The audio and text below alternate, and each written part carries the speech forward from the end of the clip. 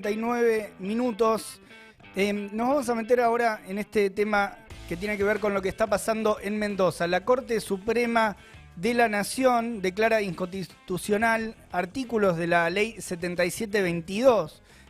A pedido casi explícito de la minera San Jorge, se declara inconstitucional.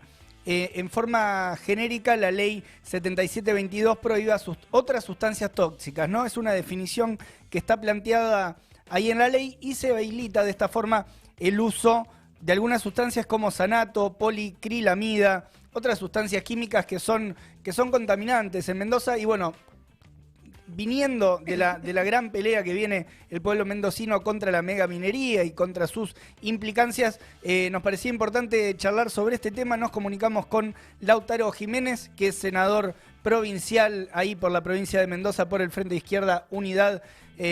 ¿Cómo estás, Lautaro? Muy buenos días. Hola, muy buenos días. ¿Cómo están? Un gusto conversar con ustedes. Gracias por la comunicación. ¿Cómo te parece que puede afectar este fallo? ¿Qué gravedad tiene este nuevo fallo de la Corte Suprema? Bueno, es un fallo que, si bien ratifica la constitucionalidad en general y rechaza la impugnación que habían hecho al conjunto de la Ley 7722, habilita el uso de determinadas sustancias que estaban prohibidas por una parte del artículo 1 de la ley, que establecía que además del cianuro, el mercurio y el ácido sulfúrico, estaban prohibidas todas aquellas sustancias tóxicas similares. Esa era la denominación. La Corte Suprema interpreta que eso es una prohibición genérica inconstitucional porque no especifica cuáles otras son las que serían esas sustancias tóxicas similares, lo cual en realidad no se condice con la realidad porque esta es una ley de protección ambiental, no es un código comercial de la minería, es una ley que tiene como espíritu y como letra preservar la calidad del agua dulce que tienen los ríos, las napas subterráneas y los glaciares de Mendoza, ¿no?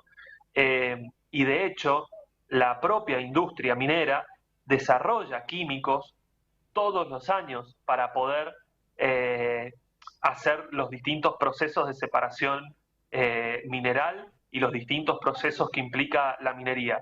Por lo tanto, ninguna ley podría enumerar taxativamente todos los químicos que se usan o se pueden llegar a usar eventualmente en este tipo de procesos que estén. Por eso es que se establece un criterio más amplio y más abarcativo que luego se discute concretamente en lo que establece el artículo 3, que es cuando las mineras presentan su declaración de impacto ambiental en la legislatura, y allí se evalúan, de acuerdo a la opinión de expertos y de distintos dictámenes científicos, si esas sustancias que van a utilizar son tóxicas en forma similar a lo que sucede con el mercurio o el cianuro, o no lo son, ¿no?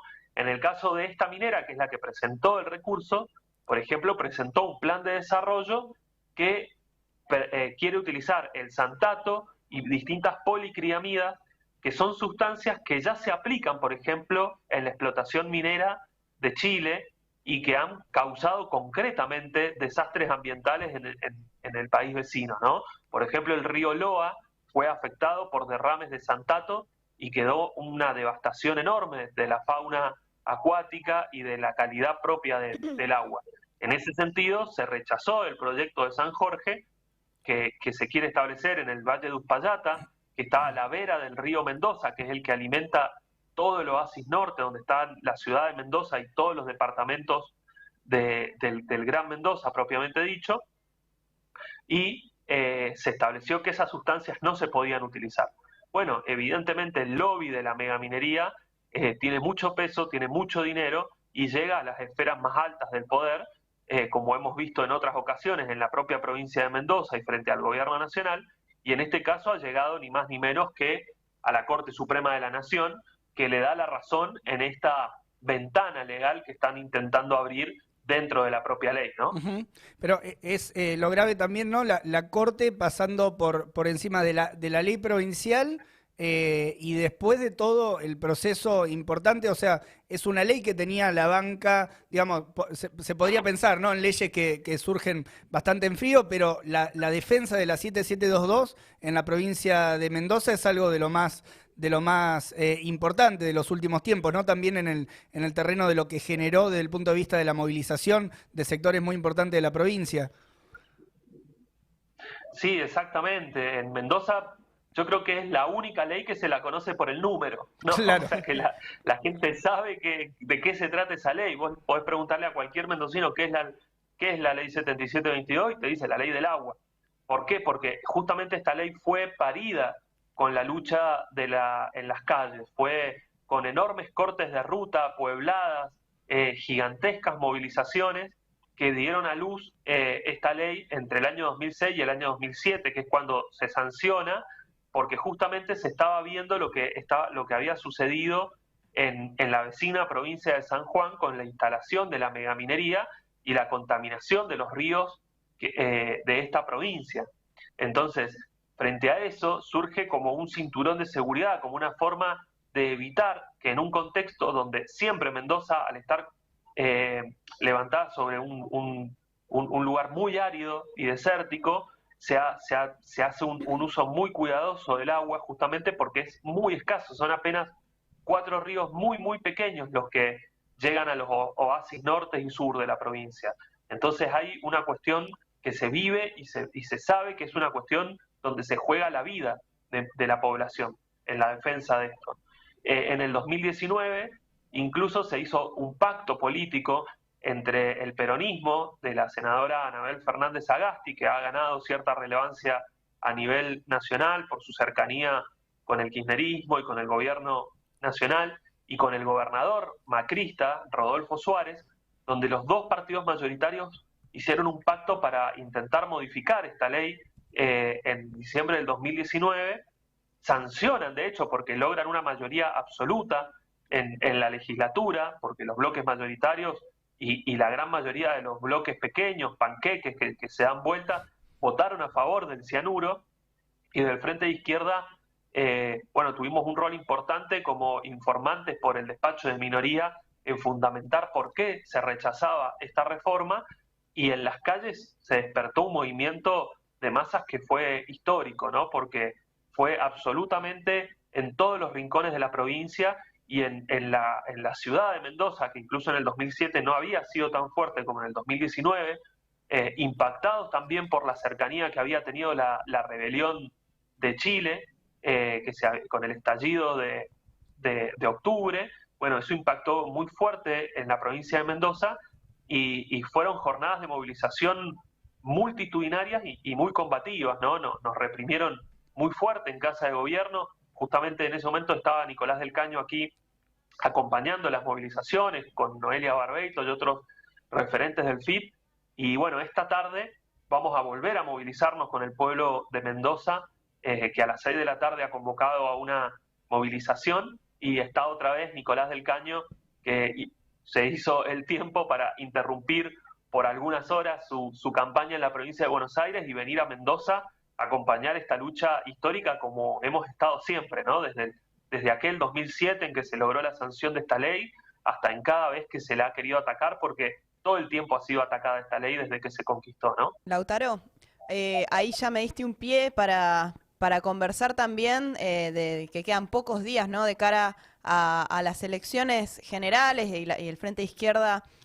Ustedes están llevando adelante una campaña muy importante y nos llegó un audio, estuvo circulando, probablemente vos lo escuchaste, pero queríamos invitarte a escucharlo, un audio de Edgardo Videla, que es diputado, candidato a diputado por la provincia allá.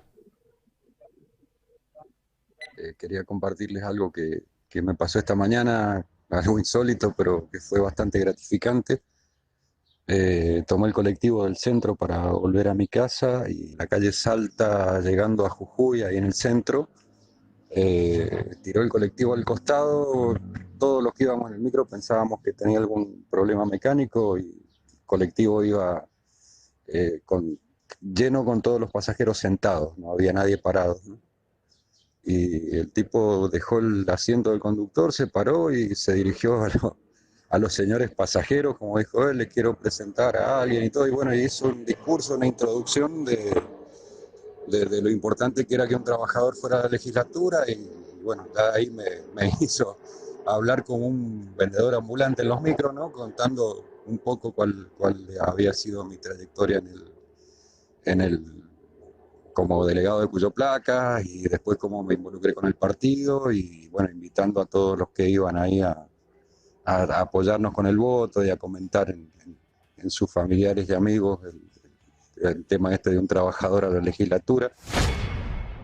Bueno, Lautaro, estamos ahí cortitos de tiempo, pero nos pareció esta anécdota muy interesante, ¿no? Si podés contarnos cómo viene la campaña ahí en Mendoza, ¿no? Para cerrar también los desafíos que tenemos planteados.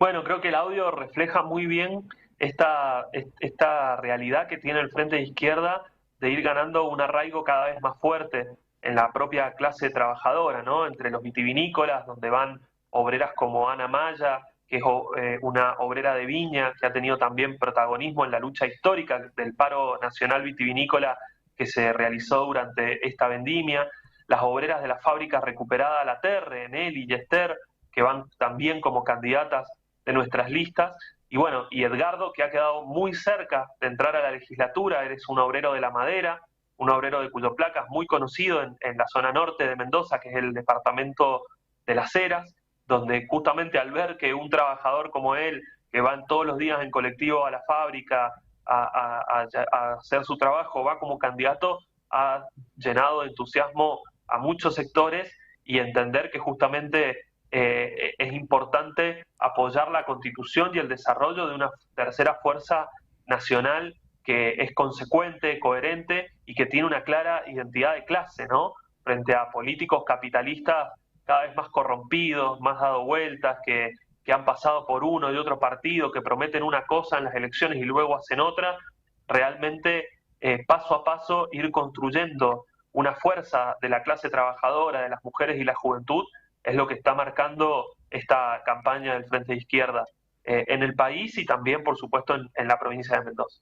Una de las lindas anécdotas de campaña que van quedando en esta campaña 2021, circuló un montón ahí lo de Gerardo de Cuyo Placas, bueno, y también la conectamos en un sentido con la gran campaña que viene haciendo el Frente de Izquierda en varios lados, ¿no? También los ejemplos que llegan de Jujuy, impresionante campaña de Ale Vilca también, Claro. y en todo el país. Lautaro, te agradecemos por tu tiempo, por la comunicación, y seguimos de cerca también cómo va esa pelea contra la decisión que largó la Corte, y bueno, a esperar a dar la vuelta también ahí con la lucha del pueblo mendocino. Te mandamos un abrazo. Un abrazo y muchísimas gracias por el espacio. Dale, saludos.